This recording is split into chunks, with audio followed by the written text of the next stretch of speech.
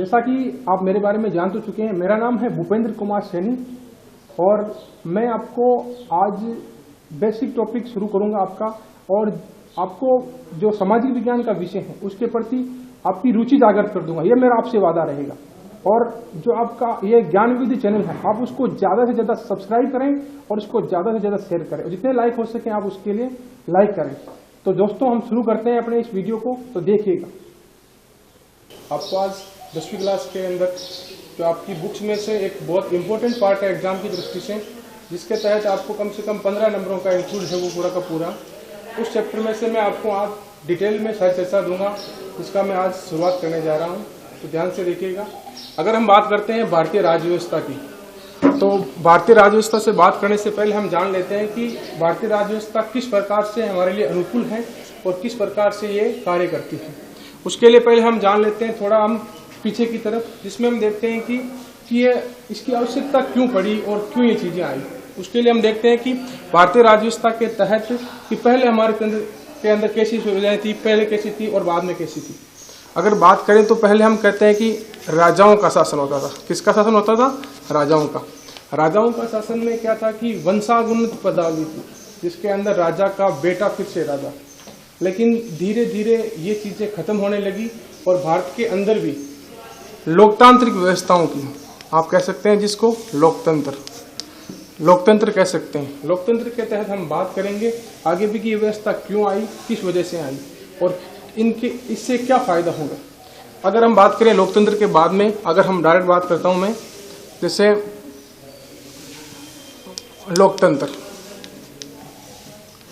लोकतंत्र के बारे में बात करें तो ये एक ऐसी व्यवस्था है जिसके तहत हम कह सकते हैं कि जिसके तहत लोकतंत्र, पहले प्रकार देख लेते हैं हम इसके। एक होगा आपका प्रत्यक्ष लोकतंत्र, एक होगा आपका अप्रत्यक्ष लोकतंत्र। प्रत्यक्ष और अप्रत्यक्ष लोकतंत्र, अब इसके बारे में डिटेल से बात करेंगे हम। प्रत्यक्ष लोकतंत्र किसे कहेंगे और अप्रत्यक्ष लोकतंत्र किसे कहेंगे। अब देखते हैं प्रत्यक्ष लोकतंत्र और अप्रत्यक्ष लोकतंत्र। पहले बात करेंगे हम प्रत्यक्ष लोकतंत्र की। प्रत्यक्ष लोकतंत्र की जैसे परिभाषा देखें किताब के हिसाब से या आपकी जो बुक है उसके हिसाब से, तो आपके लिए इजी वे में अगर समझना चाहें आप, तो इसके लिए क्या होगा कि प्रत्यक्ष लोकतंत्र हम उसे कहेंगे जिसके अंदर जनता सीधे अपनी प्रभुत्व शक्ति का स्वयं इस्तेमाल करती है, जिसे हम कह सकते हैं प्रत्यक्ष लोकतंत्र। मैं आपको एक डायग्राम के द्वारा समझाना चाहूंगा, जैसे किस प्रकार कि मान लें कि ये सारे प्रबुद्धजन है या मान ले कि जनता है, ये मान ले इंक्लूड करते हैं इसको जनता के अंदर। अगर ये सारी जनता है, इनके अंदर एक ऐसी व्यवस्था चाहिए होगा कि जिसके तहत क्या हो सके कि इनको सभी को एक ही दिशा के अंदर या एक ही व्यवस्था के अंदर पिरोया जा सके। उसके लिए जरूरी है कि इनके ऊपर कोई ऐसी शक्ति कार्य करे या ऐसा कोई प्रशासन कार्य करे जो क्या कर सके, इन सभी को एक तरीके से सही तरीके से हैंडल कर सके। उसके लिए आवश्यक है कि ये सभी मिलकर एक ऐसे व्यक्ति का चुनाव करें कि जो कि इनके लिए उत्तरदायी हो। जिसके तहत बात करते हैं कि मान लो कि ये सारे के सारे व्यक्ति हैं, तो एक ऐसे व्यक्ति को चुनेंगे जो इनके बीच में एक उत्तरदायित्व की भावना रखता हो या इनके लिए ये कार्य कर सके। तो अब प्रत्यक्ष लोकतंत्र की बात करते हैं तो क्या होगा कि जैसे हम देखते हैं कि जितने भी व्यक्ति हैं प्रत्यक्ष रूप से अपनी शक्ति का प्रयोग करके चुनाव कर रहे हैं एक कैंडिडेट का। इस कैंडिडेट के द्वारा ही ये अपनी शक्तियों का उपयोग करेंगे। अब दूसरी बात मैं कर देता हूं अप्रत्यक्ष लोकतंत्र की। अप्रत्यक्ष लोकतंत्र के तहत क्या होगा कि जितने भी ये कैंडिडेट हैं, ये जितने भी कैंडिडेट, मान लो कि ये एक कस्बा था, मान लो ये कस्बा ए था, उसी प्रकार मान लो एक बी है, यहाँ पे कस्बा ये सी है, मान ले सारे कस्बे हैं, उनसे मिलकर एक बड़ा, आप मान लो कि एक बड़े व्यक्ति को चुनने का अधिकार होगा। मैं आपको ये सिर्फ डिटेल में इसलिए समझा रहा हूँ, मैं डायरेक्ट नहीं आना चाहता उस पर।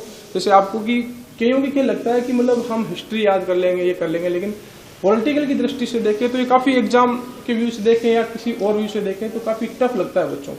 लेकिन मैं आपको इजी वे में समझाऊंगा एकदम, इसके तहत आपको अच्छे से समझ में आएगा।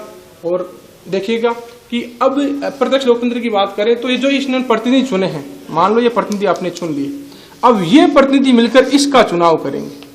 यहां पर अब जनता कह सकते हैं जनता। जनता यहां तक इंक्लूड थी, अब ये इंक्लूड नहीं रहेगी, अब ये रहेगी। अब बात करते हैं इस टॉपिक की, जो आपके लेसन है वहां से शुरुआत करते हैं। अब आपका लेसन आता है 5वां, जिसके अंदर परिभाषा होता है लोकतंत्र की। लोकतंत्र को इंग्लिश में कहते हैं हम डेमोक्रेसी। क्या कहते हैं? डेमोक्रेसी। डेमोक्रेसी अगर बात करें कि लोकतंत्र की शुरुआत कहां से हुई, क्या चीजें हुई, लोकतंत्र की शुरुआत कहां से होती है? लोकतंत्र की शुरुआत अगर देखें तो यूरोप कंट्री है आपकी, यूरोप कंट्री के अंदर पहले एक देश था जिसका नाम था यूनान। क्या था? यूनान, जिसको अभी वर्तमान में हम कहते हैं ग्रीक। यूनान में 2 शहर थे, एक का नाम था एथेंस, एक का था स्पार्टा। एथेंस और स्पार्टा, इन 2 देशों से शुरुआत करते हैं। तो एथेंस में गणतंत्र शासन था उस समय, जिसके अंदर जनता स्वयं अपने राजा को चुनाव करती थी। लेकिन स्पार्टा जहां पर की सैनिक शासन था। सैनिक शासन का मतलब कि यहां पर जनता का कोई रोल नहीं होता था अपने प्रतिनिधि को चुनने में, लेकिन ज्यादा जिसका मतलब कह सकते हैं प्रभुत्व था वो सीधा एक ही निरंकुश व्यक्ति था। यहां से इसकी शुरुआत मानी जाती है और उसके बाद में हम देखते हैं कि ये चीजें आगे कैसे आती हैं। अब धीरे धीरे ये क्या हुआ कि हम बात करते हैं कि लोकतांत्रिक व्यवस्था जिसे डेमोस प्लस क्रेटिया, डेमोक्रेसी कहते हैं। डेमोक्रेसी तो डेमोस प्लस क्रेटिया, डेमोस प्लस क्रेटिया, यानी डेमोस का क्या अर्थ होगा? भीड़।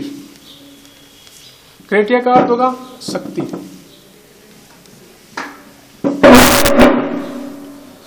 भीड़ प्लस शक्ति। लेकिन पहले इस वर्ड को इस काम में लिया जाता कि भीड़ की शक्ति। भीड़ की शक्ति यानी एक ऐसी भीड़ जो यानी अपने आप कुछ चेंज ला सकती है कुछ व्यवस्थाओं में। लेकिन उसके बाद में इसका अर्थ भीड़ से नहीं लेकर हम लेंगे डेमोक्रेसी। इसके मिलकर क्या हो गया? डेमोक्रेसी।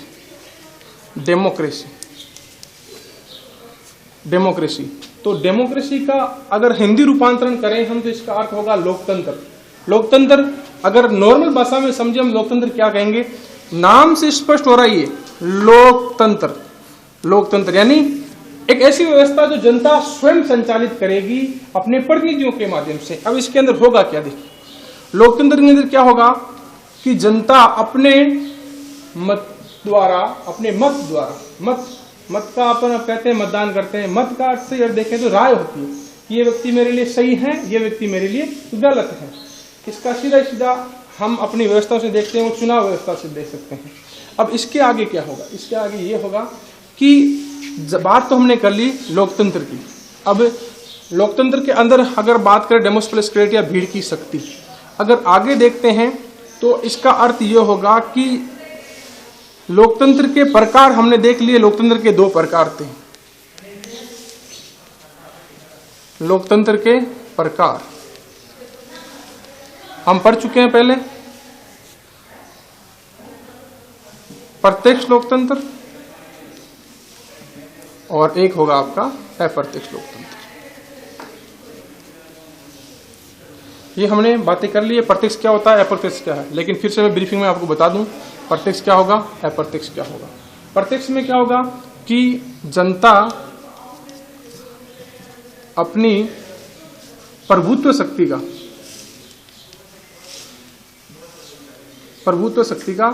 स्वयं उपयोग करेगी।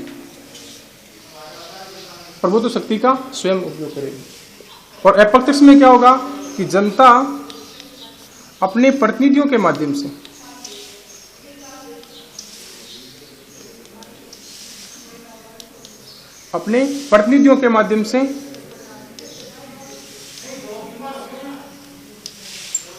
सत्ता सुख का भोग करेगी, या समझ सकते हैं कि सत्ता सुख का भोग करेगी या सत्ता पे आसीन होगी। अब ये 2 चीजें आ जाती हैं। अब एक प्रसिद्ध कथन है पूर्व अमेरिकी राष्ट्रपति अब्राहम लिंकन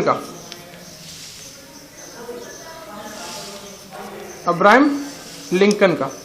ये क्या कहते हैं लोकतंत्र के बारे में कि इनकी परिभाषा है जनता के लिए और जनता द्वारा।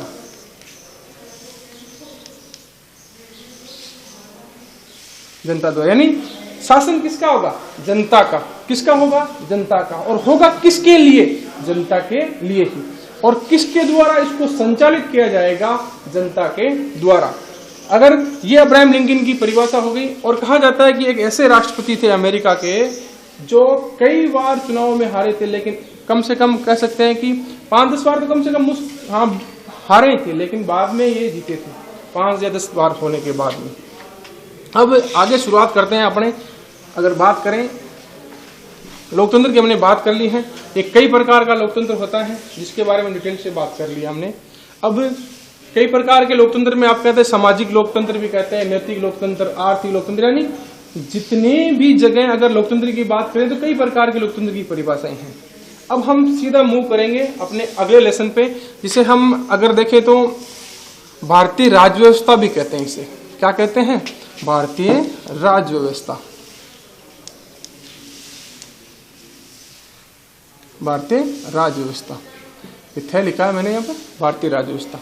भारतीय राज्य व्यवस्था कहते हैं, लेकिन आपके जो बुक्स हैं उनके अंदर इनको लिखा गया है, 2 तरीके से डिफाइन किया गया है।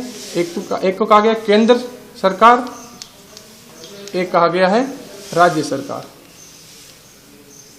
एक को कहा गया है राज्य सरकार। केंद्र सरकार, राज्य सरकार। पहले हम पार्ट की बात करेंगे केंद्र सरकार के बारे में। केंद्र सरकार के बारे में बात करते हैं।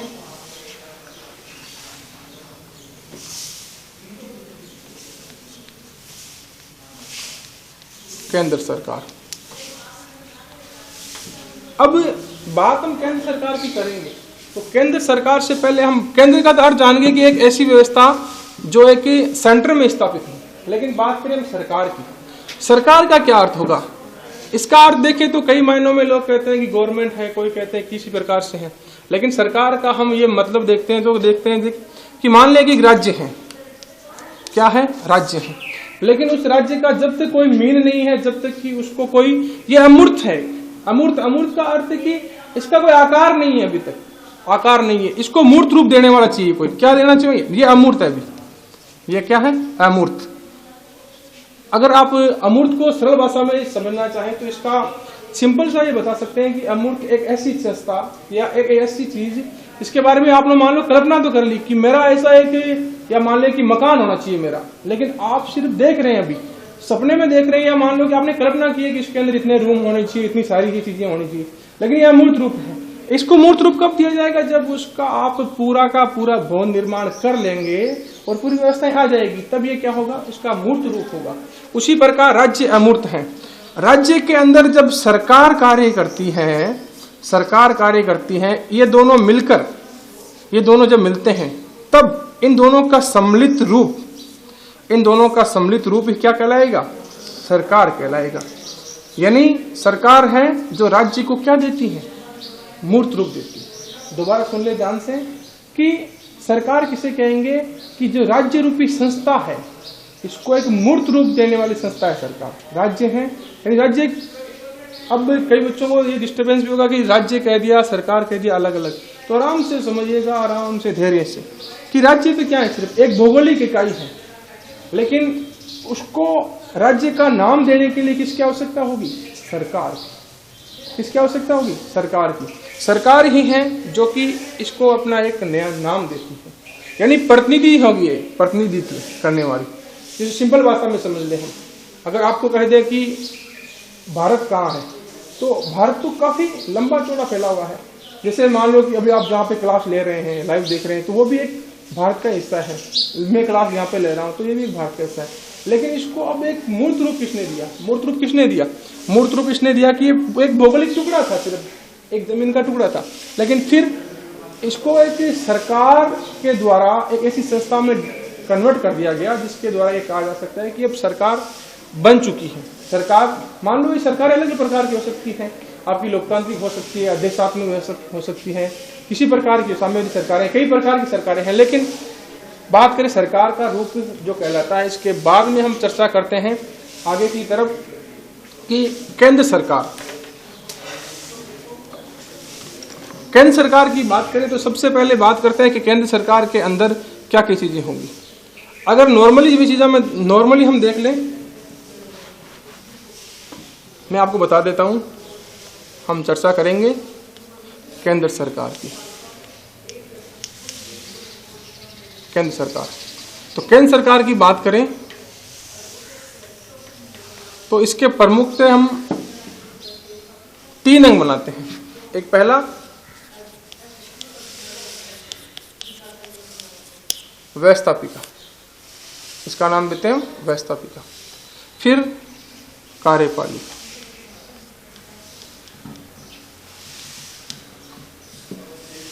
कार्यपालिका। फिर अगर बात करें तो न्यायपालिका।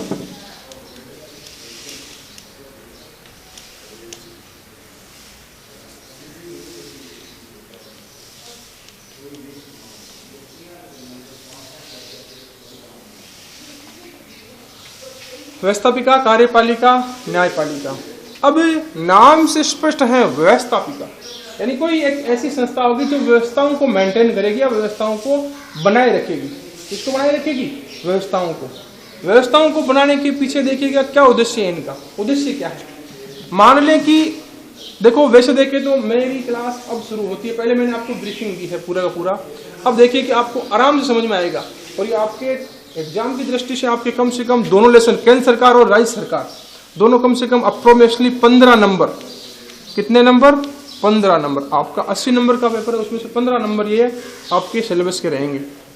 अब देखिए इनकी बात करते हैं। व्यवस्थापिका यानी मान लें कि अपने घर में देख ले अपन, मान लो आपके अपने घर में देख लेते हैं कि मतलब आपके सोने का समय निश्चित है, आपके स्कूल जाने का समय निश्चित है, आपकी अदर एक्टिविटी जो भी है, जैसे आप मान लो जो भी स्टडी करते हो या मान लो खेलने जाते हो, तो उसका निश्चित समय है।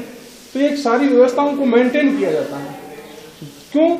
क्योंकि एक दिनचर्या बनी रहे। उसी प्रकार पूरे देश में ऐसी व्यवस्थाओं को रखा जाता है जिसके तहत पूरा मेंटेन रहे पूरी व्यवस्थाएं, जिससे किसी की दूसरे की स्वतंत्रताओं का हनन न हो। अब देखते हैं व्यवस्थापिका के बारे में। तो व्यवस्थापिका के बारे में देखते हैं तो हमारे यहाँ व्यवस्थापिका में जो सर्वप्रथम शुरुआत करते हैं संसद। संसद इंग्लिश में से हम कहते हैं पार्लियामेंट। अलग अलग देशों में इस व्यवस्थापिका का नाम अलग अलग हो सकता है। जैसे भारत में हमने कह दिया संसद, इंग्लैंड में से कहते हैं पार्लियामेंट, अमेरिका की बात करें तो कहेंगे कांग्रेस, अगर बात करें रूस की तो कहेंगे ड्यूमा, अफगानिस्तान की बात करें तो कहेंगे इसको शोरा। अलग अलग नाम है, अलग अलग कंट्री के हिसाब से, अलग अलग देशों के हिसाब से। अपन बात करें संसद, नॉर्मली भारतीय संसद किससे मिलकर बनी होती है? भारतीय संसद के अंदर बात करें तो सर्वप्रथम भारतीय संसद के अंदर इंक्लूड रहेंगे राष्ट्रपति प्लस 2 सदन। 2 सदन, 2 सदन कौन कौन से होंगे? एक होगा आपका लोकसभा, एक होगा आपका राज्यसभा। लोकसभा और राज्यसभा, ये तीनों मिलकर संसद का निर्माण करते हैं। अब इनकी कार्रवाई किस प्रकार से होगी वो हम डिटेल में जानेंगे। सर्वप्रथम हम बात करें राष्ट्रपति का, ये एक इंपॉर्टेंट पार्ट है जो कि इंक्लूड किसमें होगा? कार्यपालिका में भी होगा और अपनी व्यवस्थापिका में होगा। अब अगर देखें तो हमारी जो केंद्र सरकार है या हमारी जो व्यवस्था है, अगर बात करें पूरे विश्व की तो उनमें अलग अलग प्रकार की, जैसे अमेरिका में देखें तो उनके अंदर शक्ति पृथक्करण का सिद्धांत है। शक्ति पृथक्करण का सिद्धांत अलग, यानी ये पार्ट अलग रहेगा, ये पार्ट अलग रहेगा, न्यायपालिका अलग रहेगी, यानी तीनों पार्ट अलग अलग रहेंगे, तीनों में सामंजस्य नहीं होगा, सभी एक दूसरे के लिए कोई जिम्मेदार नहीं होगा। लेकिन अपने यहाँ बात करें तो हमने समन्वय का सिद्धांत अपनाया। समन्वय का यानी इन दोनों में क्या रहेगा? एक प्रकार से कह सकते हैं तालमेल रहेगा। तालमेल का अर्थ कि कई प्रकार के जो पार्ट हैं कार्यपालिका में वो कहां से आएंगे? व्यवस्थापिका से आएंगे। किससे आएंगे? व्यवस्थापिका से। अगर कुछ पार्टों की बात देखें तो व्यवस्थापिका के ऐसे पार्ट जो कार्यपालिका में काम करेंगे और काम कहां करेंगे? वो आपकी व्यवस्थापिका में। अब बात करते हैं लोकसभा और राज्यसभा, ये 2 सदन हो गए। राष्ट्रपति को हम बाद में इंक्लूड करेंगे, पहले क्योंकि हम क्या पढ़ेंगे? व्यवस्थापिका। तो व्यवस्थापिका में शुरुआत करते हैं हम। देखिए हमने संसद की बात कर ली, मैं अब दोनों सदनों का इस्तेमाल कर रहा हूं। पहले हम पढ़ेंगे लोकसभा के बारे में। किसके बारे में पढ़ेंगे? लोकसभा के बारे में।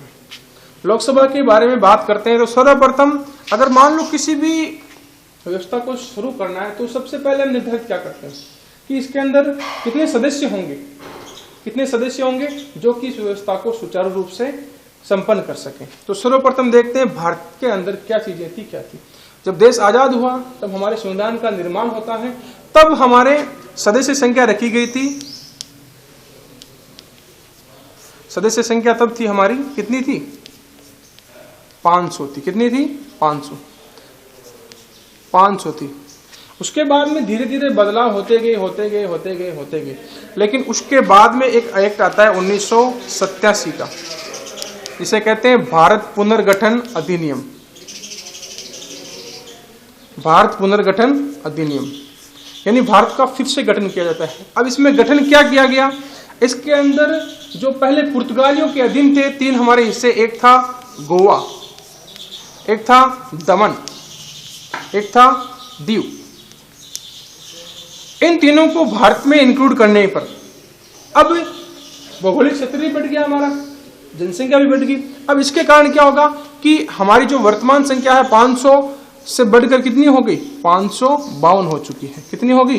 552। अब ये 552 संख्या रहेगी। कितनी संख्या रहेगी? 552। तो सदस्य संख्या मैंने बात कर ली ब्रीफिंग में, अगर बात करें तो पूरी डिटेल में देख ली हमने, 552 रहेगी। कितनी रहेगी? 552। लेकिन वर्तमान में क्या कितना चुनाव होता है वो समझते हैं अपन। वर्तमान में कितना होता है? वर्तमान में होता है 545। कितना होता है? 545। अब 545 ये भी हमने देख लिया 545 होंगे, लेकिन ये चीजें आएंगी कहां से? क्या इनका दायरा होगा? क्या इनकी प्रोसेस रहेगी? कैसी चीजें होंगी ये समझते हैं। अब बात कर लेते हैं हम, ये वर्तमान के अंदर होगी 545। अब देखते हैं अब ये कहां से होंगे। देखो कि हमने क्या कहा है कि 545 जो संख्या होंगी इनमें से 543 ये संसदीय क्षेत्रों से, जिसे हम कहते हैं लोकसभा क्षेत्र। क्या कहते हैं? लोकसभा क्षेत्र, यहां से आएगी। और +2, इसको ध्यान से देखना, कई बार डिटेल में इसका क्वेश्चन पूछा जाता है। चाहे मान लो कि आप ये अध्ययन कर रहे हैं, लेकिन कई बार जो बड़े एग्जाम्स हैं, मान लो कि आप रिट की तैयारी कर रहे हैं या पटवार की तैयारी, उसमें भी काफी जिक्र होता है इसका। ये 2 सदस्य कहां से आएंगे? ये आएंगे आंग्ल भारतीय। कहां से आएंगे? आंग्ल भारतीय। इसे इंग्लिश में कहते हैं एंग्लो इंडियन। क्या कहते हैं? Anglo Indian. इनका ध्यान रखना, चुनाव नहीं होता, इनको मनोनीत करता है राष्ट्रपति। क्या होता है इनका? मनोनयन होता है इनका। क्या होता है? मनोनयन। ये मनोनीत किए जाते हैं। क्या किए जाते हैं? मनोनीत। किसके द्वारा? राष्ट्रपति के द्वारा।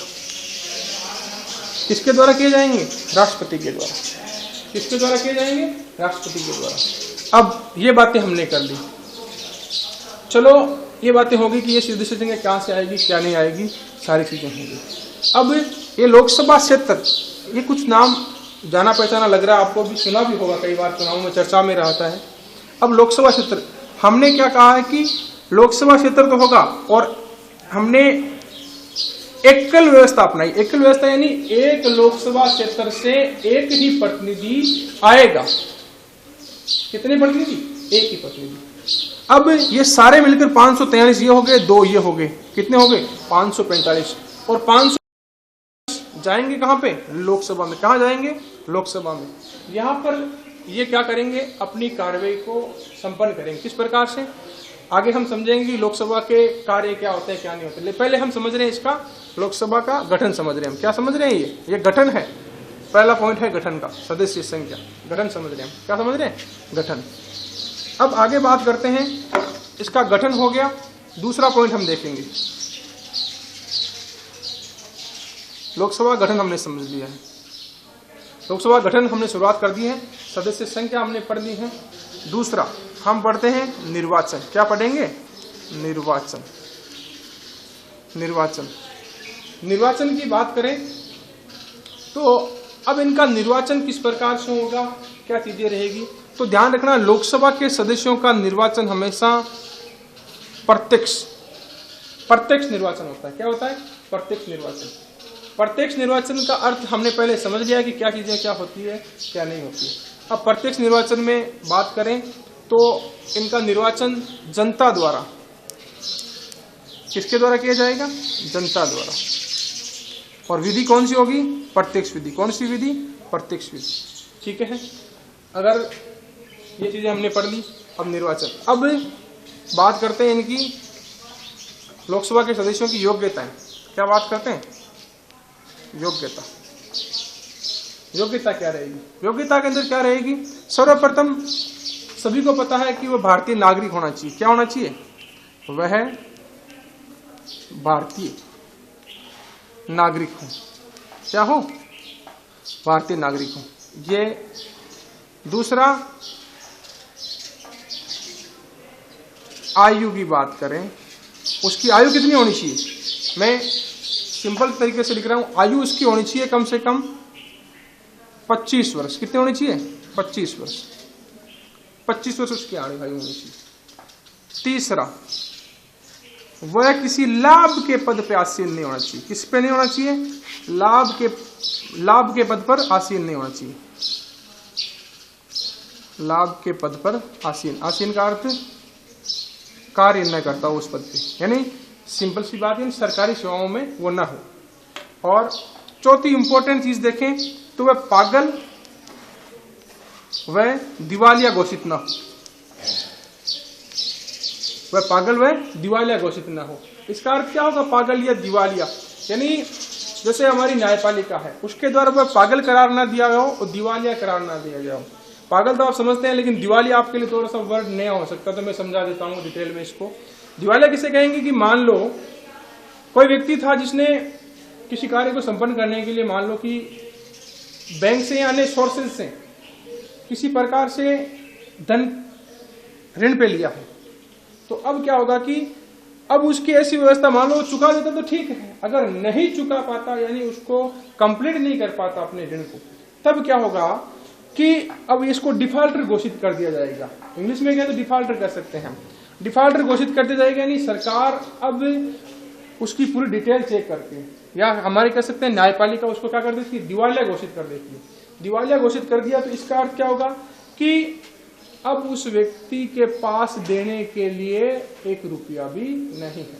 आमतौर पे हम देखते हैं दिवालिया यानी जिसका, अगर नॉर्मल लैंग्वेज में कहेंगे, दिवाला निकल चुका हो। दिवाला निकल जाए, देने के पास उसके पास अब कुछ नहीं बचा है, यानी अब सिर्फ अपनी जरूरतें ही पूरी कर सकता है, जो उसने रकम उधार ली है वो नहीं चुका पाएगा। तो ये मुख्यतः 4 उसकी योग्यताएं होती है। ये योग्यताएं मैं बता देता हूं आपको, सिर्फ आयु चेंज होगी, बाकी सभी में लगभग योग्यताएं सेम चलेगी। लगभग सारी योग्यताएं सेम चलेगी। अब बात कर लेते हैं, हमने योग्यताओं की बात कर ली है, हमने योग्यताओं की, सदस्य संख्याओं की, निर्वाचन की बात कर ली है। अब हम चौथा पॉइंट अगर पढ़ें तो इनका कार्यकाल कितना होगा? क्या होगा?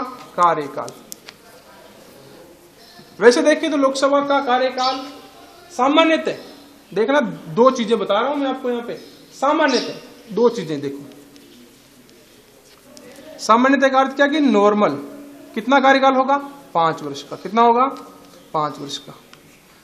लेकिन ध्यान रखना, कोई आवश्यकता नहीं कि 5 वर्ष का कार्यकाल हो।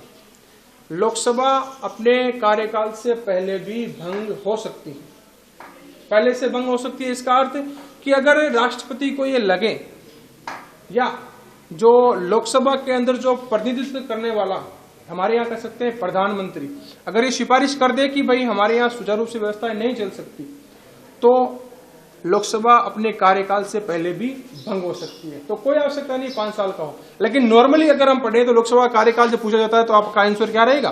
5 वर्ष। क्या रहेगा? 5 वर्ष रहेगा। कार्यकाल हो गया इसका। अब अगली हम चीज पढ़ेंगे, इसके बारे में पढ़ेंगे। कार्यकाल हो गया। अगर हम 5वीं चीज देखें तो इसका अधिवेशन क्या रहेगा? अधिवेशन।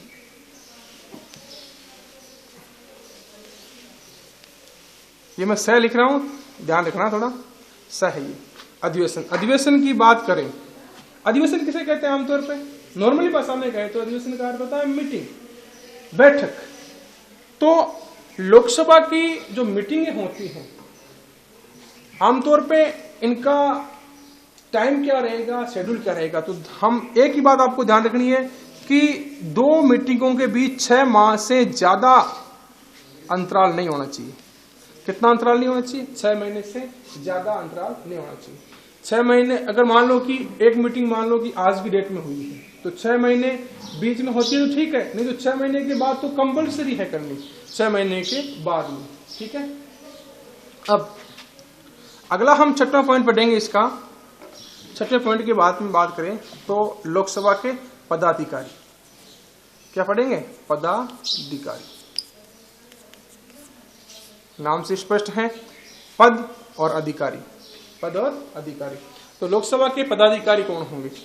पदाधिकारी, अब पहले ये समझ लेते हैं कि पदाधिकारी की आवश्यकता क्यों पड़ी। देखिए, इसके अंदर भी एक लॉजिक है। क्यों?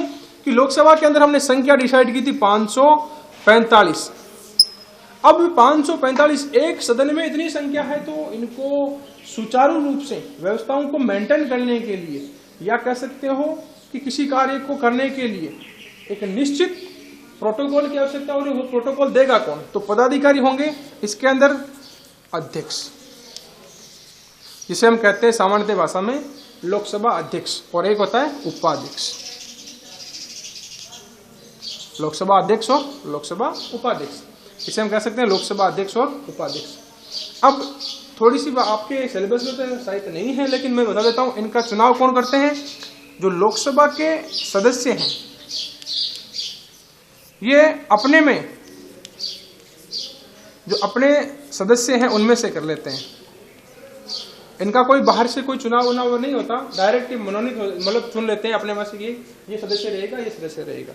अब देखो इंपॉर्टेंट चीज आ जाती है आपके कि ये अध्यक्ष वगैरह आगे, उपाध्यक्ष आगे। अब मैं आपको बता देता हूं इस अध्यक्ष के कार्य क्या होंगे। अध्यक्ष के कार्य क्या होंगे मैं पूरा लिख देता हूं आपके लिए, अच्छा रहेगा। अगर आप नोट्स भी बना रहे हैं तो आपके लिए अच्छा रहेगा। लोकसभा अध्यक्ष के कार्य। लोकसभा अध्यक्ष के कार्यों की बात करें तो सर्वप्रथम कार्य क्या होगा इसका? सर्वप्रथम कार्य देख सकते हैं, इतना बड़ा सदन है, 545 सदस्य। कितने सदस्य? 545। तो सबसे पहले अगर देख लेते हैं तो किसी कार्रवाई को संपन्न करने के लिए पहले क्या आवश्यकता रहेगी? शांति व्यवस्था। क्या रहेगी? शांति व्यवस्था। शांति व्यवस्था। तो लोकसभा अध्यक्ष का कार्य है कि वो सदन में क्या करें? स्थापित शांति व्यवस्था बनाए रखें, जिससे क्या हो कि सदन की कार्रवाई को संचालित किया जा सके। सिंपल भाषा में आपको याद रखना है कि शांति व्यवस्था बनाए रखने का कार्य किसका है? लोकसभा अध्यक्ष का। किसका है? लोकसभा अध्यक्ष का। दूसरा कार्य क्या होगा?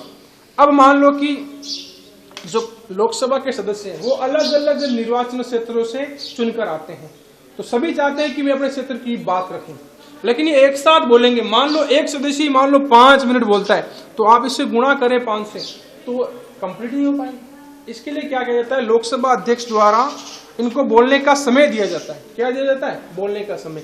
और वह समय किसकी परामर्श से दिया जाता है? वो सदन के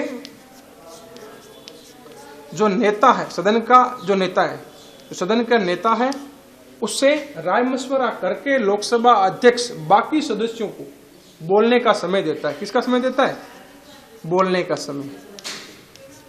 बोलने का समय कह सकते हैं, या अपनी बात रखने का समय, ये दिया जाता है। दूसरा कार्य ये हो गया। अब तीसरा कार्य पढ़ लेते हैं। एक आता है परवर समिति। परवर समितियों के जो मुख्य होंगे या सभापति होंगे, या कह सकते हो कि आप जो परवर समितियों के अध्यक्ष होंगे, उनकी नियुक्ति भी कौन करेगा? लोकसभा अध्यक्ष ही करेगा। अब ये परवर समितियां क्या होती है? अनेक प्रकार की समितियां होती हैं जिनका अलग अलग कार्य होता है। इसे मान लें कि कृषि की समिति होगी, अलग से रक्षा विभाग की होगी, इनके अध्यक्षों की नियुक्ति कौन करेगा? लोकसभा अध्यक्ष। चौथा कार्य क्या रहेगा इसका?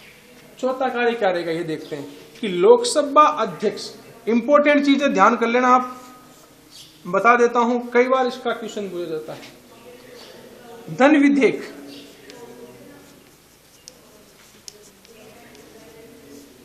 अब कोई विधेयक धन विधेयक है या नहीं है, ध्यान से सुनना मेरी बात को। कोई विधेयक धन विधेयक है या नहीं है, इसका डिसाइड, इसके बारे में डिसाइड कौन करेगा? लोकसभा अध्यक्ष ही करेगा। ये धन विधेयक है या नहीं है। ध्यान रखना, ये क्वेश्चन कई बार बोर्ड के हिसाब से महत्वपूर्ण है। यानी कोई विधेयक धन विधेयक है या नहीं है, इसके बारे में कौन बताएगा? लोकसभा अध्यक्ष की। ये विधेयक धन विधेयक है या नहीं है, ठीक है। ये कार्य धन विधेयक वगैरह आगे, ये चारों कार्य आगे दोबारा से सुन ले। शांति व्यवस्था बनाए रखना, सदन का मतलब जो नेता होता है उससे परामर्श करके बोलने का समय देना, पर्व समितियों का गठन करना और धन विधेयक के बारे में बताना, ठीक है। अब इसके बारे में ये चीजें तो हो गई, अब इसके बारे में बात करते हैं आगे।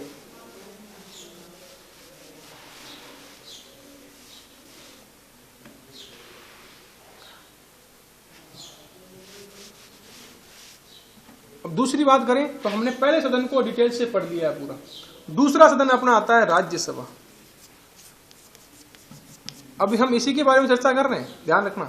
हमने लोकसभा कंप्लीट की, अभी कंप्लीट हमने क्या किया है, लोकसभा कंप्लीट किया है। लोकसभा हम कंप्लीट कर चुके हैं।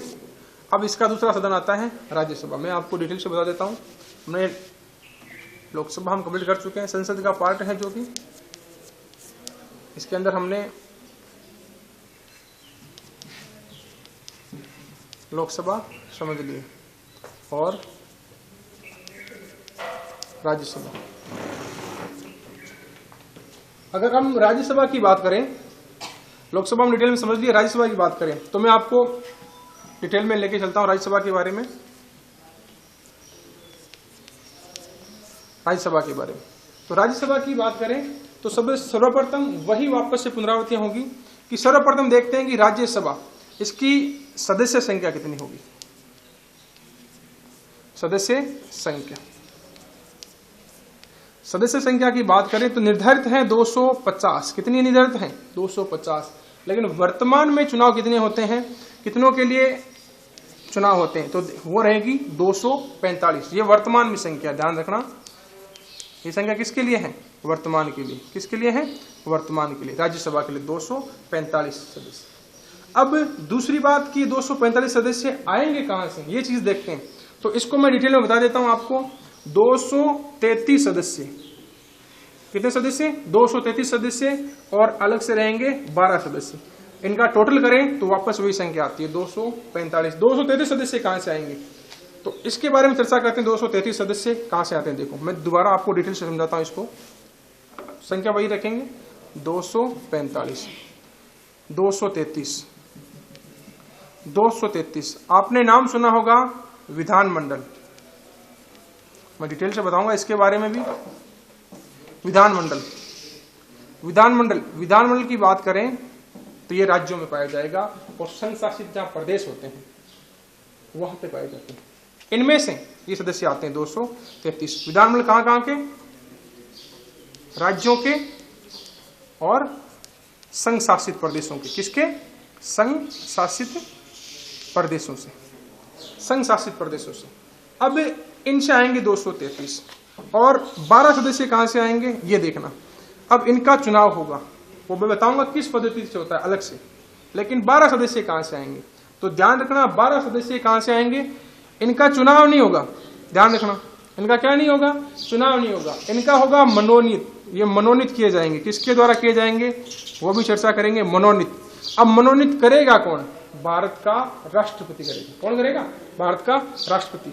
अब आपके मन में एक क्वेश्चन भी उठता होगा कि सर 12 सदस्य ये कौन से होंगे, क्या इंडिया में कहीं से भी ये सदस्य उठाए जा सकते हैं, नहीं, इनके लिए क्राइटेरिया है निर्धारित। कहां से होंगे, ये कौन कौन से क्षेत्र होंगे, देखिए कला, शिक्षा या कई प्रकार के क्षेत्र, जैसे कला है, शिक्षा है, विज्ञान है, सिनेमा जगत है, खेल है, कई प्रकार की समाज सेवा आ गई। इनमें से जो अपनी फील्ड में या अपने क्षेत्र में विशेषज्ञ हो, इसका अर्थ कि उन्होंने लंबा अनुभव रखा है। क्या रखा है, लंबा अनुभव, और राष्ट्रपति की नजर में वो विशेषज्ञ हो, तभी राष्ट्रपति उनको मनोनीत करता है राज्यसभा में। कहां करता है, राज्यसभा में। तो 12 सदस्य ये आ जाएंगे, 233 सदस्य ये आ जाएंगे। अब मैंने बात की थी, आपको बताया भी था कि 233 सदस्य ये कहां से आते हैं, राज्यों की विधानमंडलों से। तो इनकी जो पद्धति है वो कौन सी होगी, इनकी पद्धति कौन सी होगी, इनकी पद्धति का ध्यान रखना, नाम आनुपातिक मत पद्धति है और पद्धति का पूरा नाम है एकल संक्रमणीय मत पद्धति। एकल संक्रमणीय मत पद्धति, एकल संक्रमणीय मत पद्धति। अब आप सोचोगे सर ये कौन सी पद्धति आ गई, तो ध्यान करना, जो हमने दो पद्धतियां पढ़ी थी, प्रत्यक्ष चुनाव की और अप्रत्यक्ष चुनाव की, उससे भी ये अलग है। उससे अलग कैसे है? नाम आ रहा है सीधी सीधा अनुपातिक, यानी एक अनुपात में वोटों का निर्धारण किया जाएगा। किस प्रकार? प्रत्येक विधानमंडल, अगर मान लो हम राजस्थान की बात करें, राजस्थान के अंदर 200 विधानसभा सदस्य हैं, तो इनके अंदर वोटों का डिसाइड किस प्रकार से होगा? इनके वोट काउंट कितनी होगी, प्रत्येक सदस्य की वोट काउंट कितनी होगी, वो अलग रहेगी। मैं इस पद्धति को आपको डिटेल से अगर समझना चाहेंगे तो आपको अलग से समझा दूंगा, लेकिन इसकी अभी आवश्यकता नहीं है। आपको सिर्फ इसका नाम याद रखना है कि क्या पद्धति है ये, अनुपातिक एक मत पद्धति एकल संक्रमणी। ठीक है, अब इसके बारे में आगे चर्चा करेंगे। सदस्य संख्या हो गई और हमने पढ़ दी है निर्वाचन पद्धति। क्या पढ़ दी है? निर्वाचन पद्धति। अब पदाधिकारी के बारे में बात कर लेते हैं। पदाधिकारी, जैसे हमने लोकसभा में पढ़ा था, लोकसभा अध्यक्ष और उपाध्यक्ष। पदाधिकारी की बात करें तो इसके अंदर राज्यसभा के अंदर एक रहेगा सभापति, सभापति रहेगा, एक रहेगा उपसभापति। अगर सभापति की बात करें तो वो कौन होगा? ध्यान से सुनना, सभापति कौन होगा? सभापति होगा भारत का उपराष्ट्रपति। कौन होगा? भारत का उपराष्ट्रपति। इसका पदेन सभापति इसको कहते हैं, पदेन सभापति। और इसके बाद में एक दूसरा आता है उपराष्ट्रपति के अलावा, सभापति होगा उपराष्ट्रपति, तो उपसभापति कौन होगा? उपसभापति यानी जो राज्यसभा के सदस्य हैं अपने में से एक को चुनते हैं, वो क्या रहेगा? उसका उपाध्यक्ष रहेगा, या कह सकते हैं कि उपसभापति रहेगा। अब ये सारी चीजें होंगी पदाधिकारी। और कार्य जो हमने लोकसभा के अंदर पढ़े थे वो सेम कार्य है। ठीक है, और इनकी मत पद्धति हो गई, ये सारी चीजें हो गई। तो हम पार्ट लोकसभा समझ चुके हैं, राज्यसभा समझ चुके हैं। ठीक है, सदस्य संख्या हो चुकी है, सारी चीजें हो चुकी है, दोनों पार्ट हमारे यहाँ पर कंप्लीट होते हैं। तो इंपॉर्टेंट जो चीजें थी लोकसभा और राज्यसभा, व्यवस्थापिका का हमने यहाँ पर दोनों डिफाइन कर लिए, एक लोकसभा और राज्यसभा। क्या सदस्य संख्या थी इनकी, क्या प्रकार से इनकी निर्वाचन पद्धति थी, और किस प्रकार से इनके पदाधिकारी थे, किस प्रकार से इनकी निर्वाचन क्षेत्र से। ठीक है, तो इसके बाद में हम चर्चा करेंगे अब पूरी की पूरी अपनी जो संसद है उसके कार्य क्या रहेंगे।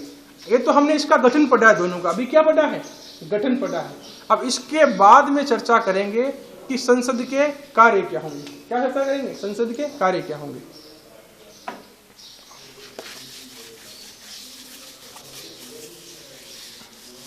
ध्यान रखना, अभी अपना पार्ट व्यवस्थापिका ही चल रहा है। अब संसद का अगर कार्य की बात करें तो संसद का सबसे महत्वपूर्ण कार्य जिसके लिए संसद का निर्माण हुआ, बाकी कार्य तो बाद में इंक्लूड होते हैं, लेकिन सबसे पहला कार्य है इसका कानून निर्माण, जिसे हम कहते हैं अपनी भाषा में विधायी कार्य। क्या कहते हैं? विधायी कार्य। विधायी कार्य, विधि का अर्थ होता है, अपन देखते हैं आमतौर पे कानून।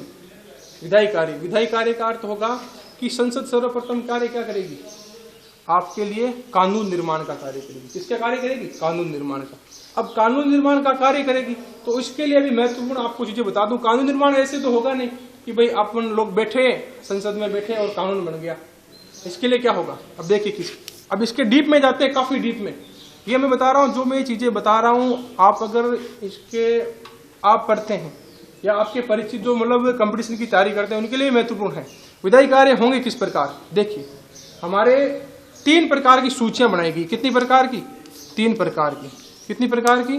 3 प्रकार की सूचियां। किस प्रकार से 3 प्रकार की सूचियां देखेंगे कि मान लो कि भाई सीधी बात है कि मतलब अब इतना बड़ा देश है हमारा भारत। अब हमने यहाँ पर क्या किया कि एक व्यवस्था होती थी अपने, मान लो कि हम शक्तियों का सारा एक जगह केंद्रीकरण करते हैं, तो उसके अंदर तो कोई दिक्कत वाली बात नहीं होती, लेकिन हमारे यहाँ पर शक्तियों का विकेंद्रीकरण है। इसका अर्थ है कि हमने राज्यों को स्वायत्तता प्रदान की। राज्यों को क्या प्रदान किए? स्वायत्तता प्रदान की। तो स्वायत्तता प्रदान करने के कारण क्या होगा कि कुछ कानून है जो केंद्र सरकार बना सकती है, कुछ कानून होंगे जो राज्य सरकार बना सकती है। अब देखते हैं किस प्रकार से। हमारे पास 3 प्रकार की सूचियां रहेगी। क्या रहेगी? 3 प्रकार की सूचियां। कौन कौन सूची होती है? देखिए, पहली सूची होती है जिसका नाम है संघ सूची। क्या नाम होता है? संघ सूची। दूसरी सूची होती है आपकी राज्य सूची।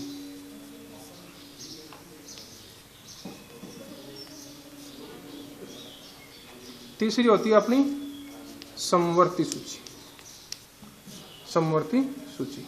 ठीक है, सॉरी, समवर्ती सूची। अब 3 सूचियां। अब आप कहेंगे सर ये संघ सूचियां, राज्य सूची, समवर्ती सूची, नाम तो सुना, लेकिन इनका अर्थ क्या होगा? देखिए, संघ की बात करें, संघ की बात करें, राज्य की बात करें, समवर्ती की बात करें, संघ का क्या अर्थ होता है? संघ का अगर नॉर्मली भाषा में देखें तो यानी एक संगठन। क्या होगा? संगठन। जैसे भारत क्या है? राज्यों का एक संघ। क्या है? राज्यों का एक संघ है। लेकिन हमने इसको अगर भारतीय संविधान की पहली अनुसूची देखें तो राज्यों का एकक है भारत। क्या है? राज्यों का एकक। संघ सूची के अंदर विषय कौन से आएंगे वो बताऊंगा। राज्य सूची, जिसपे राज्य सूची के अंदर क्या होगा? राज्य सरकार कानून निर्माण कर सकती है, और संघ सूची में संघीय सरकार कानून निर्माण कर सकती है, और समवर्ती सूची में ये दोनों ही कर सकती है। और लेकिन डिटेल से बताऊंगा आगे क्या होगा।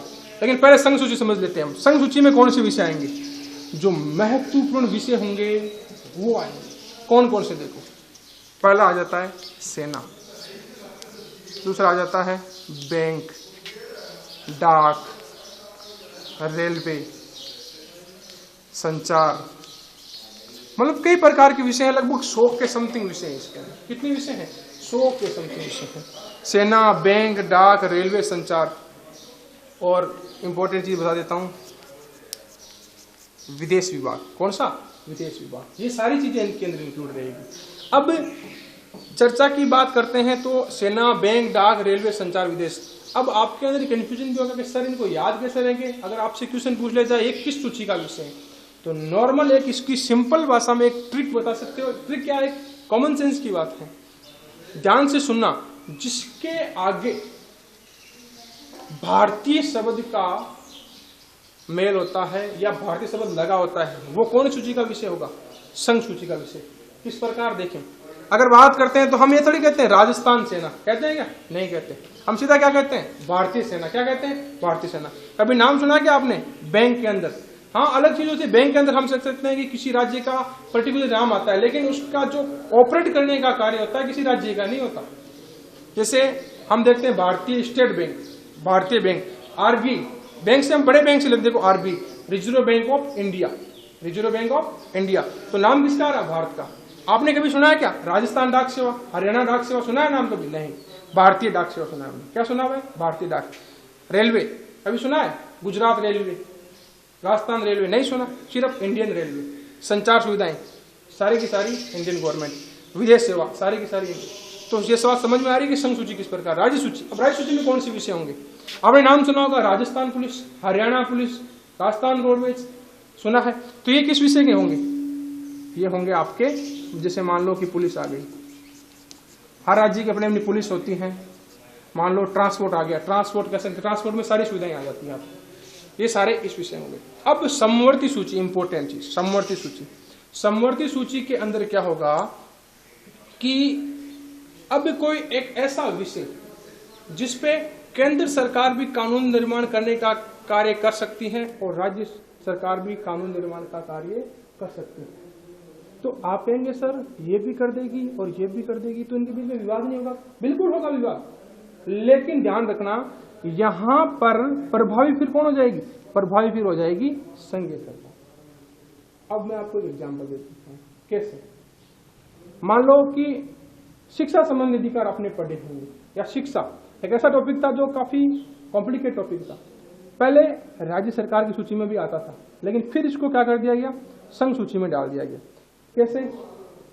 समवर्ती सूची में आप देखते हैं कि कई प्रकार के अपने यहाँ स्कूल्स भी संचालित होते हैं। जैसे मान लो माध्यमिक शिक्षा बोर्ड हो गया, केंद्र के अंदर मान लो कि आपका सीबीएसई हो गया, सेंट्रल बोर्ड वगैरह हो गए। अब इनके अलग अलग दायरे हैं, सभी का अलग अलग आपका कैरिकुलम चलता है, इनका सिलेबस अलग अलग सभी का है। लेकिन अब ये अलग अलग प्रकार की चीजें हैं, तो राज्य अपने स्तर पे कर सकती है और सरकार अपने स्तर पर। लेकिन एक कुछ नियम ऐसे भी होते हैं जो राज्य न चाहते हुए उनको मानना पड़ता है। किस प्रकार से देखें कि मान लो सरकार ने ये घोषणा कर दी थी कि मान लो कि आपने सुना होगा एक अधिनियम आया था जिसको मैं यहाँ समझा रहा हूँ, RTE, राइट टू एजुकेशन। तो ये कौन लाई थी? इंडियन गवर्नमेंट लाई थी। कौन लाई थी? Indian government. इसका अर्थ क्या होगा कि 6 से 14 वर्ष के बच्चे, 6 से 14 वर्ष के जो बच्चे हैं उनको शिक्षा का निःशुल्क अधिकार है और अभिभावकों का यह कर्तव्य है कि वो उनको अनिवार्य रूप से शिक्षा उपलब्ध करवाएं। तो ये पहले विषय इनका था, लेकिन समवर्ती सूची में डालने पर ये किसके विषय में आ गया? संघ सूची के विषय। तो ठीक है, तो 3 प्रकार की सूचियां होती है, संघ सूची, राज्य सूची और सम्मति सूची, जिसकी सहायता से हमारी जो संसद है वो कानून निर्माण का कार्य करती है। किसका कार्य करती है? कानून निर्माण का कार्य करती है। ठीक है,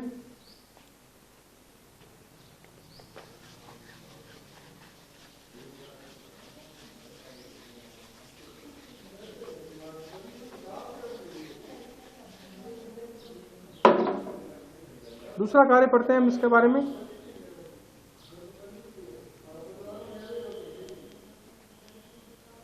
प्रशासनिक कार्य।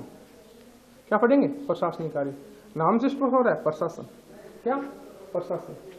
प्रशासनिक कार्य के बारे में क्या होगा देखें कि प्रशासनिक कार्यों के अंदर मतलब जो महत्वपूर्ण पदों की नियुक्तियां हैं, जिस प्रकार देख लें कि आपके मान लो कि किसी का चुनाव करवाना है, या मान लो कि कई प्रकार के कोई कार्य करवाने हैं, मान लो कि अनेक प्रकार की नियुक्तियां हैं, वो किसके द्वारा की जाएगी? प्रशासनिक कार्यों के तहत आएगी। ठीक है, और इसके अलावा भी संसद के कार्य हैं कि मान लो कि हम देखते हैं कि संसद के अंदर और कार्य आगे आपका तीसरे कार्य के बारे में हम चर्चा करते हैं। तो ये संसद क्या करती है कि आपके कानून निर्माण का कार्य होगी।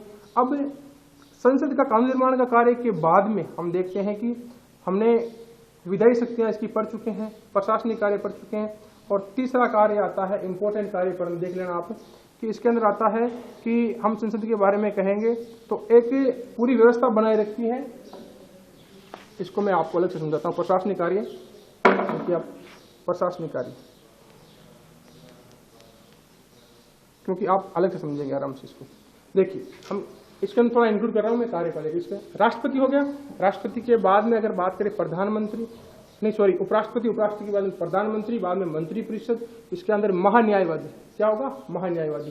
तो इनकी नियुक्तियां कौन करेगा? प्रशासनिक कार्य कौन करेगा? ये सारी चीजें करेगा। ठीक है, अब ये संसद के कार्य हो जाते हैं, और संसद के और भी कार्य आते हैं, जैसे कानून व्यवस्था बरकरार रखना, सारी चीजें, महत्वपूर्ण पदों की नियुक्तियां करना वगैरह वगैरह। तो ये सिंपल सा टॉपिक था आपका व्यवस्थापिका। हमने शुरुआत में लोक संसद के बारे में, संगठन गठन के बारे में बात की थी, फिर लोकसभा पढ़ी थी हमने, फिर राज्यसभा पढ़ी थी, पूरा का पूरा ब्यौरा हमने दे दिया है। कुछ आपकी बुक्स के हिसाब से मैंने नहीं पढ़ाया लगभग, क्योंकि मैंने पूरा डिटेल में लिया इन चीजों को, जो बुक्स में नहीं है वो भी मैंने दिया आपको यहाँ पर। तो हो सकता है कि मतलब आपको थोड़ा सा ज्यादा लगे, लेकिन ये आपके एग्जाम दृष्टि से तो इम्पोर्टेंट है ही है। जो आपके मान लो कि किसी प्रकार के भाई बहन है वो कंपटीशन की तैयारी करते हैं, उनके लिए बहुत इंपॉर्टेंट टॉपिक है। ठीक है, अब हम दूसरे पार्ट की बात करेंगे, कार्यपालिका की। ठीक है, तो हम चर्चा करेंगे हम कार्यपालिका। ये पार्ट हमारा कंप्लीट हो चुका है। कार्यपालिका,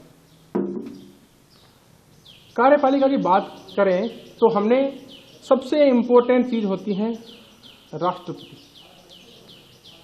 सबसे बड़ा पद कह सकते हो राष्ट्रपति, संवैधानिक पद है हमारा। क्या है? संवैधानिक पद। उसके बाद में हम क्या बात करते हैं? उपराष्ट्रपति। उपराष्ट्रपति, उपराष्ट्रपति के बाद में हम बात करें तो क्या रहेगा आपका? प्रधानमंत्री। प्रधानमंत्री, प्रधानमंत्री के बाद में उसकी मंत्रिपरिषद। क्या रहेगी? मंत्रिपरिषद। मंत्रिपरिषद रहेगी। क्या रहेगी? मंत्रिपरिषद। मंत्रिपरिषद के बाद में भी एक पद आता है जिसका हम जिक्र करते हैं, महान्यायवादी। महान्यायवादी। ठीक है, ये इनका क्रम रहता है। अब सर्वप्रथम चर्चा करेंगे राष्ट्रपति के बारे में। किसके बारे में चर्चा करेंगे? राष्ट्रपति के बारे में। अब आपने कहा, अब आप थोड़ा कंफ्यूज ना हो, क्योंकि आप कहोगे सर आपने संसद के अंदर भी इंक्लूड किया था, इसके अंदर भी इंक्लूड कर रहे हैं। बिल्कुल इंक्लूड रहेगा। किस प्रकार रहेगा? संसद की बात करें तो ये राज्यसभा और लोकसभा के साथ इंक्लूड हुआ था, जिससे संसद का निर्माण हुआ था। इंक्लूड करते क्यों? क्योंकि मान लो कि लोकसभा और राज्यसभा दोनों ने मान लो कि कानून निर्माण की प्रोसेस चल रही है, लेकिन उनका कानून जब तक अधूरा है, जब तक कि राष्ट्रपति के क्या ना हो, हस्ताक्षर ना हो, सिग्नेचर ना हो, या वो मंजूरी ना दे दे, जब तक ये कंप्लीट कानून नहीं होगा। अब राष्ट्रपति, राष्ट्रपति के बारे में बात करें तो भारत का राष्ट्रपति एक संवैधानिक पद है। कैसा पद है? संवैधानिक। संवैधानिक पद है। कैसा पद है? संवैधानिक पद। संवैधानिक पद, इसका अर्थ कि संविधान में इसका वर्णन है और ये संविधान के अनुरूप इसकी सबसे बड़ा पद ये होगा और ये पद गणतंत्रात्मक पद है, ये सबसे बड़ा पद है। बड़ा पद यानी ओहदे में सबसे ऊपर है। यानी अगर जितने भी हमारे किसी प्रकार की कोई विदेशों से डील होती है या किसी प्रकार के कोई समझौते होते हैं तो किसके नाम से होंगे? वो होंगे राष्ट्रपति के नाम से। तो आप कहेंगे, आप चर्चा में भी होगा कि हम सर देखते हैं कि आमतौर पे राष्ट्रपति तो बहुत कम संख्या में देखते हैं, लेकिन विदेशों में तो जैसे मजाक की बात में कह देते हैं अभी हमारे मान लो प्रधानमंत्री कौन है? नरेंद्र जी मोदी है, तो वो विदेश यात्रा में बहुत ज्यादा जाते हैं, लेकिन आपने राष्ट्रपति के बारे में तो कम सुन रखा है। तो सर ऐसा कैसे? तो ध्यान से देखना, प्रधानमंत्री है लेकिन राष्ट्रपति क्या है? संवैधानिक प्रधान है। क्या है? संवैधानिक प्रधान। और वास्तविक प्रधान कौन? देखना, दो प्रकार के प्रधान, ये तो है संवैधानिक प्रधान और एक वास्तविक प्रधान। आप कहोगे सर ये दो प्रधान कैसे हो गए एक देश में? तो ध्यान से सुनना, संवैधानिक प्रधान का अर्थ यह होगा कि जिसके नाम से कार्य किए जाते हैं।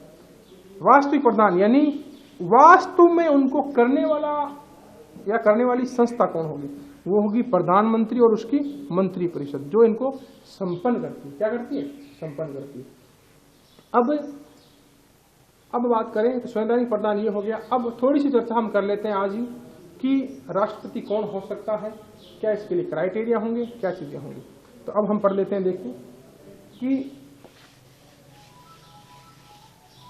मैं इनको एक बार साफ कर रहा हूं, वापस बता दूंगा मैं आपको। राष्ट्रपति, सर्वप्रथम राष्ट्रपति की बात करें तो राष्ट्रपति वापस इनकी योग्यताएं देख लेते हैं अपने एक बार। योग्यता के अंदर बात करें तो वह सर्वप्रथम मैंने पहले भी आपको कहा था, वही सारी प्रोटोकॉल वापस यहाँ पे निर्धारित होगी। वह भारत का नागरिक हो, वह भारत का नागरिक हो, भारत का नागरिक। अब दूसरा एक चेंज सिर्फ इसमें इतना ही मिलेगा कि उसकी आयु है जो, वो आयु कितनी होनी चाहिए? 35 वर्ष। कितनी होनी चाहिए?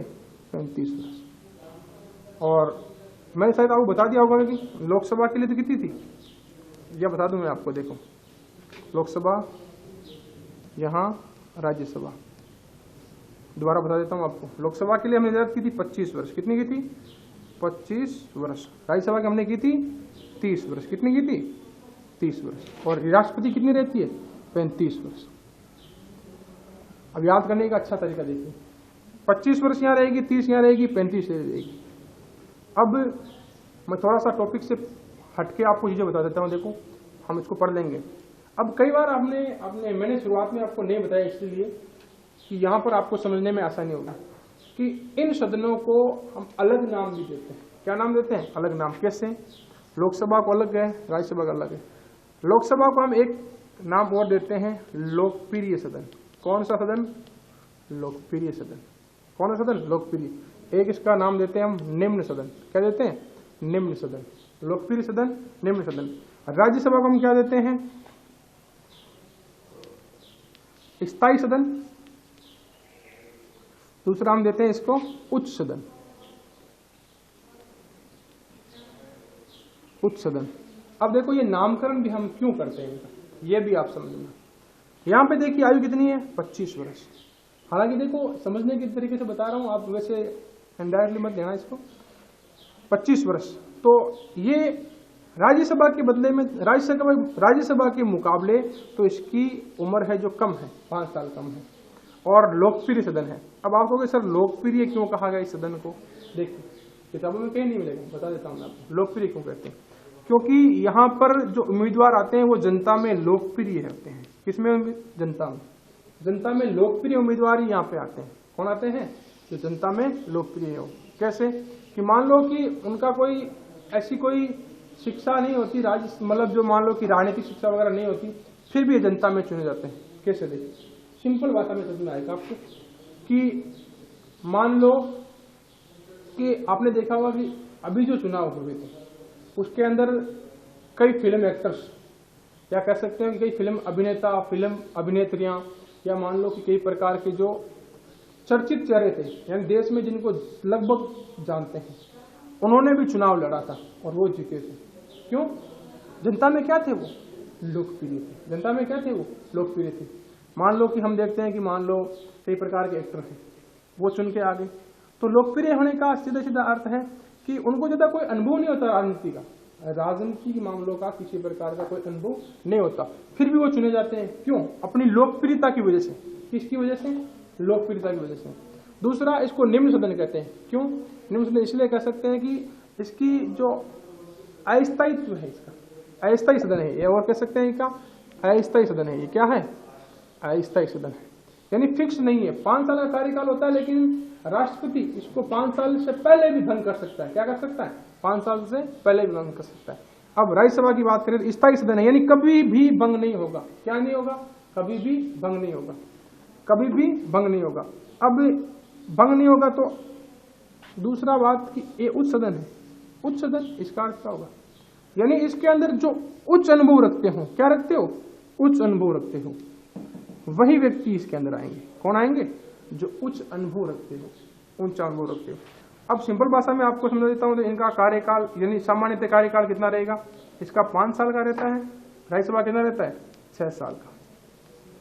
ध्यान रखना, ये मैं एकदम क्रम से समझा रहा हूं इनको। 5 साल का, 5 साल के लिए क्या रहेगा इनका कार्यकाल। इसके बाद में थोड़ा ये इसका क्राइटेरिया बड़ा है, तो इसका कितना रहेगा? 6 साल। कितना रहेगा?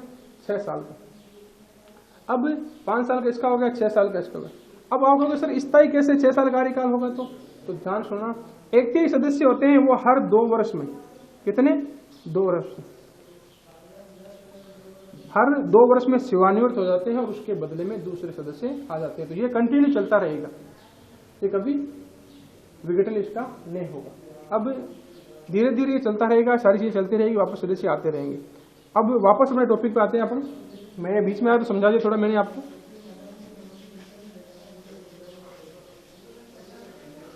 अब बात करें तो राष्ट्रपति की बात कर रहे थे हम। राष्ट्रपति की हम योग्यताओं की चर्चा कर रहे थे।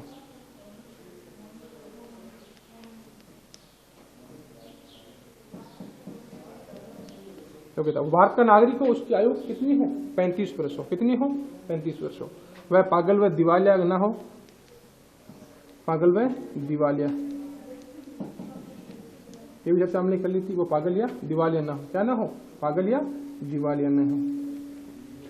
इन वर्डों को हम पढ़ चुके हैं पहले। पागल क्या होता है, दिवालिया क्या होता है, चीजें हम पढ़ चुके हैं। ठीक है, ये सारी की सारी वो निम्न वापस चीजें आ जाएगी। और इंपॉर्टेंट ध्यान रखना, इसके अंदर एक योग्यता आती है, वह लोकसभा का सदस्य। किसका सदस्य? लोकसभा का सदस्य चुने जाने की योग्यता रखता है। लोकसभा का सदस्य चुने जाने की योग्यता रखता है। यह आती है राष्ट्रपति की योग्यता। राष्ट्रपति भारत का प्रथम नागरिक भी कहलाता है। ध्यान रखना, प्रथम नागरिक कौन कहलाता है? राष्ट्रपति।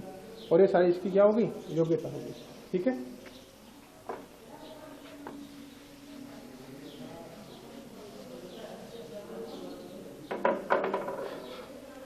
अब राष्ट्रपति के बारे में हमने चर्चा कर ली है कि इसकी योग्यता वगैरह ये होती है, ये सारी चीजें होती हैं। अब हम बढ़ते हैं राष्ट्रपति के बाद के अंदर उपराष्ट्रपति। क्या पढ़ते हैं? राष्ट्रपति। उपराष्ट्रपति सिंपल सी भाषा में उपनाम लगा, यह राष्ट्रपति के बाद में कार्य ये कर सकता है। यानी राष्ट्रपति की अनुपस्थिति में, मान लो कि राष्ट्रपति किसी विदेश दौरे पे है, या मान लो बीमारी के कारण वो कार्य नहीं कर सकता, या ऐसे समय उसकी मृत्यु हो गई, तो कौन कार्य करता है? राष्ट्रपति। राष्ट्रपति का कार्यकाल वही का वही, सारी चीजें वही की वही, सारी चीजें तो नॉर्मल है। ये थोड़ा सा आपको ध्यान में रखना चाहिए। अब उसके बाद में चर्चा कर लेते हैं अपन वापस से राष्ट्रपति की। राष्ट्रपति की चर्चा क्या करेंगे? राष्ट्रपति की चर्चा हम करेंगे। अब राष्ट्रपति की चर्चा हम क्या करेंगे? देखो कि राष्ट्रपति के कार्य क्या होते हैं, राष्ट्रपति की शक्तियां क्या होती है, ये वगैरह। ठीक।